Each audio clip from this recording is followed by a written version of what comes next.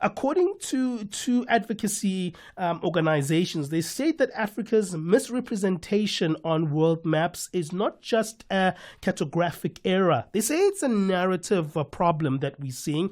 That's the stance of two groups titled Afrika No Filter, and the other one is Speak Up Africa.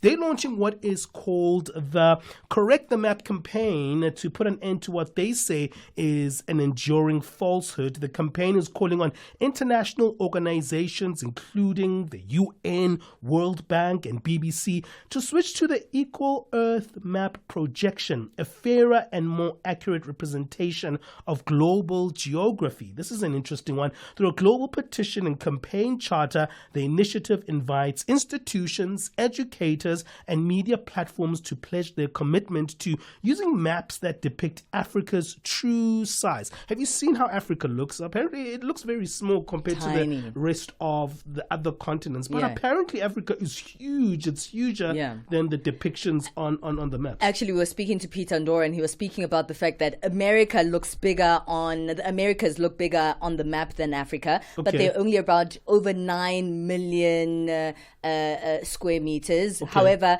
Africa is around 30 million square meters, so more than 3 times the size, but it's depicted as much smaller than the Americas. Okay, that's a big problem, I think. Big. But let's find out why. Abimbola Ogundairo joins us on the line, Advocacy and Campaigns Lead at Afrika No Filter. Abimbola, thank you for joining us here on Channel Africa. Thank you for having me. Good morning. Let's talk a little bit about this. It's just size, isn't it? It's just a depiction. It doesn't mean anything. Why should we care? I'm going to respond to that question with a fun fact. As you were discussing, I was so excited. You can fit the US, China, India, and much of Europe into Africa and still have space. Then based on the reaction to that fun fact, I feel like that perfectly underscores the why. The fact that we are so taken aback by what the facts really are, it lets us know the lie we've believed for so long. And it's so important because if we have such mismatched, ideas of reality, it impacts how we make decisions about ourselves. It impacts what you think a successful business looks like on the continent. If foreign investment is even going to come in, it impacts how much power the continent is perceived to have, on the global scale, because people just think, well, it's just a small continent. So I think the question is, what does it not impact truly? Because I see it impacting everything. And that's an interesting one that you're highlighting that, because one would think that size doesn't really matter. It's actually just a thing that is, a minimal impact when it comes to how we think about ourselves on the African continent. Why do you think it matters that the fact that we are of a big size and that we are misrepresented when it comes to international maps? And why do you think this is? Do you think this is a deliberate attempt to actually make us feel small? So at Afrika No Filter, we've done a ton of research, trying to underscore the impact of narratives. One of them being produced last year that tried to quantify how much stereotypes are costing the continent. And this is inflated payments only. That came to $4.2 billion. But that's just one aspect of it. Why does this matter? To me, personally, as a young African, it matters that when I think greener pastures, when I think, I'm about to go somewhere and make it big, it's crazy that the places that come to mind for me are outside the continent. There is rarely an appreciation for the vastness and the diversity that exists within the continent. That's from an African point of view.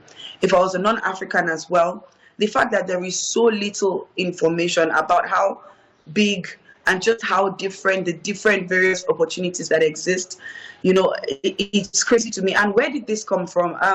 Just to be clear, I wouldn't say it was an intentional projection to make us small. So the most popular map we all see is called the Mercator projection, and all projections distort, right? But the problem is this distortion particularly was made for sailors in the 1600s, but this is 2025 and it's still lingering. There's so many articles and so many people that would have come out to say, okay, we know this is not factual. It doesn't preserve our size relative to other continents on the map. So the question is, why are we holding on to an identity that no longer fits? Maybe before we knew better, it was, the right or the only option. But there are so many options now, including the Equal Earth, that is actually a fairer, more accurate projection worldwide. So why aren't we doing that? I think it's less about why it was done to us in the first place, and more about how can we ensure that now that we know the facts, now that we see the impact of it, we can correct and just be on top of things as Africans. But let's speak about that impact, Abimbola, because perhaps a lot of us don't really understand what the impact is. Geography is a huge part of history. As you just said, this map that we're using was for, way back when, the 1800s, maybe even before that, for sailors of that time. And even though a lot of things have changed in our history, that map has remained the same. What has essentially been the impact, perhaps those that are tangible and intangible, social or psychosocial impacts that we've had as a continent due to the size that is depicted of us on this map?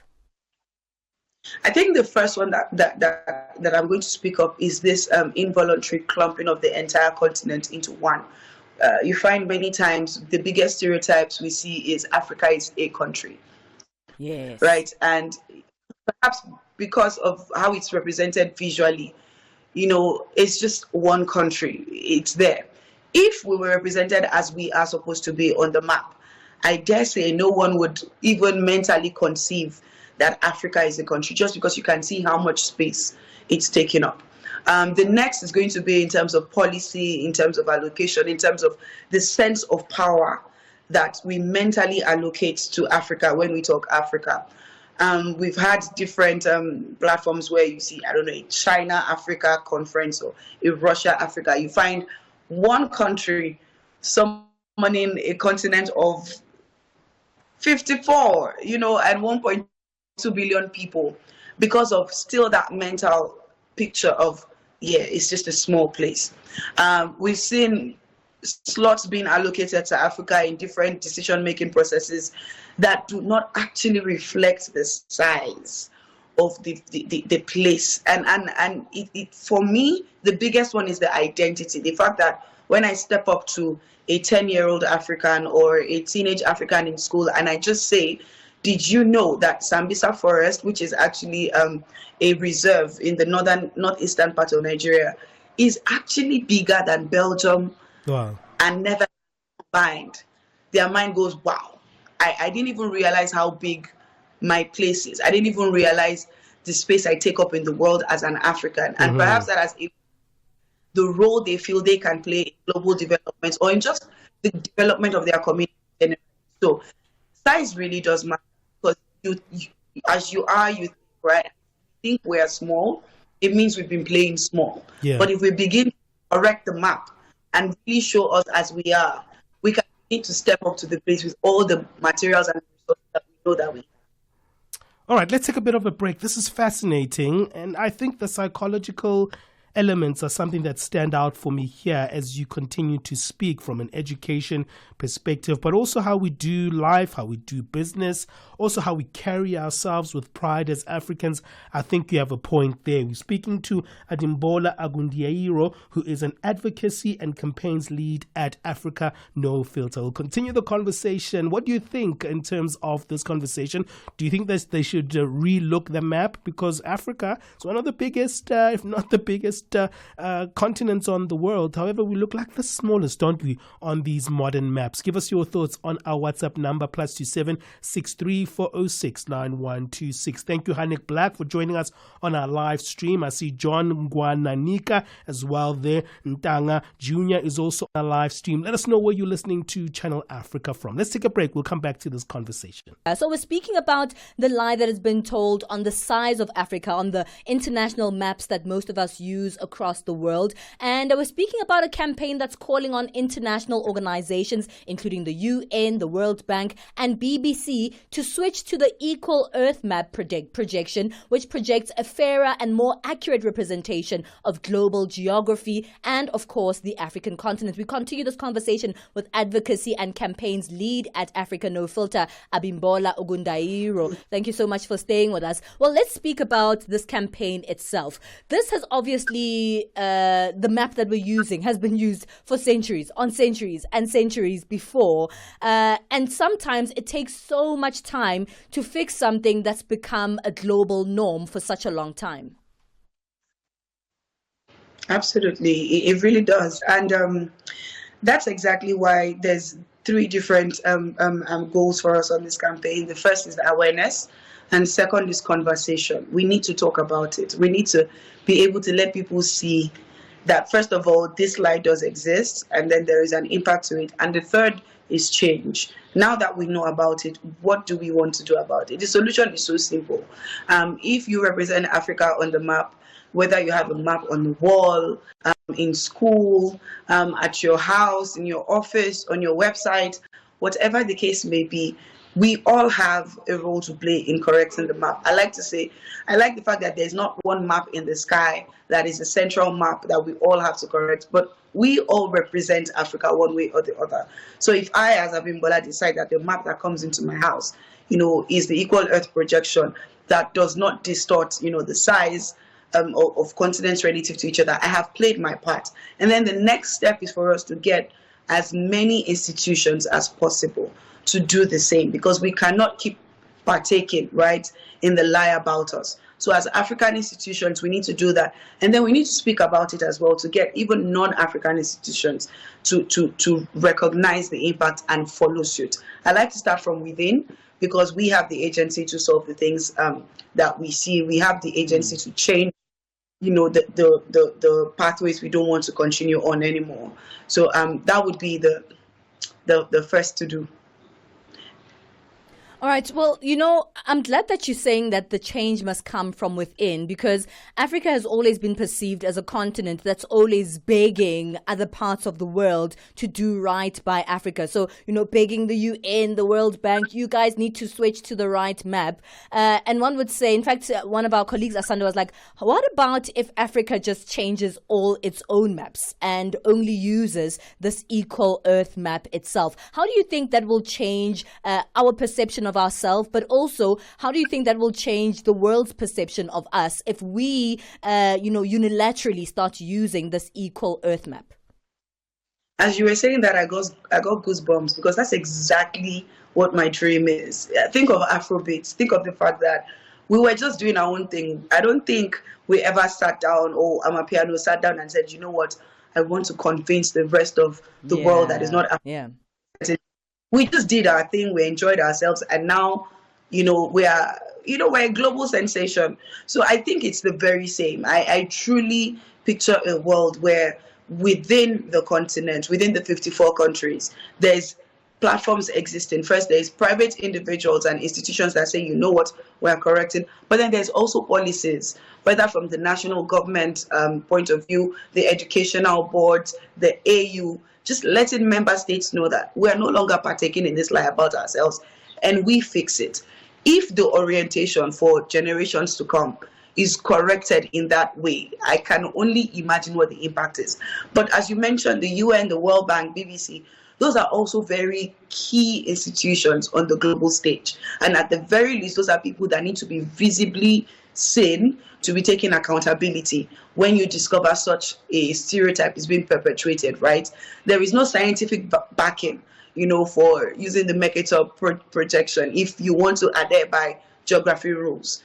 Sizes are supposed to be kept proportional to each other, but the Mercator doesn't do that. So in as much as we are garnering support within as well, we also understand the role that these global play in setting the example for institutions worldwide. And that's why we're also channeling energy towards the petition. The petition is available on change.org, and we're inviting every African and non-African who has decided to correct the map. Because like I said, anyone can and everyone should. And then take it one step further. You sign the petition. Let's add our voices. Let's get more people knowing about it. Let's put pressure on the right people to do something about it. And then we can truly, truly say we've corrected the map. Mm-hmm. You know, when you were speaking about Afrobeat and when you were speaking Amapiano, I'm like, hey, let's not have a Nigeria-South Africa competition around which one is the better genre. We don't want to start that fight. I love it so much. But let's come to just wrapping up the conversation in terms of identity and images and how we relate to those as Africans. You know, that's been a long fight for us as Africans, how we are being depicted, especially by the West or also by the world in general. How important is that fight for us to want to be represented as we are and not how people want to frame us? I think it's a prayer answered. It's the prayer of generations, answered. When I think back to all the freedom fighters that we can highlight, several countries on the continent, it's always been that we will finally come to a space where, we can inhabit any platform just the way we are. We don't have to conform. There's no pre-colonial legacies, post-colonial. There's nothing hindering us from being the way that we are. For me, that's the biggest thing, because I truly look forward to the African version of globalization, development, whatever that growth looks like. But it feels very much that there's been so many impediments. And the narrative is the biggest part of it. You know how they say, until the lion learns to tell its story, the hunter will tell it for it. We've been reading stories that have been written by hunters for so long that we seem to have forgotten who we are. We seem to not know of our capabilities. And so that mindset shift, that identity, that image truly, truly needs to be reflective so that we can see. I, for one, want to see what I'm capable of. I want to see what is available to me in my country, in my continent, and I want to be able to make sound decisions with all that information available. How can I make a sound decision if the very information about myself is so thwarted, is so warped, it's so far from reality? So that's on a personal level. Yeah. On business friends who say, wow, because now I know how big the continent is. When I'm thinking scaling, when I'm thinking expansion on the continent, my mind has just been opened to a certain level. I thought to expand, I needed to go to Paris, or I needed to open, but now I see the sheer possibilities. And so those are the different aspects that we at Africa No Filter are trying to break. We're dismantling the stereotypes little by little, calling on more Africans to recognize the truth and act based on the truth that they now see. And it may seem like an ideal, vision to have, but I really, really look forward to where we've dismantled everything. What we have is just us as we are, and we're living life and making decisions based on those facts. Yeah, well, we have to wrap it up. Just remind us once again, Abimbola, where do we go to be part of the petition? I think Palesa and I want to get online right now and support this initiative. Really? So thanks so much for expressing that. The first thing you need to do is go to correctthemap.org, and that's where you will see all the information relating to this. You will see why it matters. You'll be able to even see the difference between the old map and the new map. And we have created resources, educational, whatever they may be. So if you want to talk about this online, you can go ahead and share. The next thing I would like you to do is go to the charter page. It's just beside the petition. Once you click there, put your signature, but also commit to using the correct map. It's available for your download. In whatever form, you can begin to use the right map with immediate effect, and then speak about it. The hashtag is correct the map. Let people know. Tell someone today, did you know that Africa is, more than 3 times the size of the US, but the map doesn't show it. Yeah. So that's what we need: awareness, conversation, and change. Thank you so much, Abimbola. We have to let it go there. Thank you for giving us your time here on Channel Africa. We appreciate it. Thank you.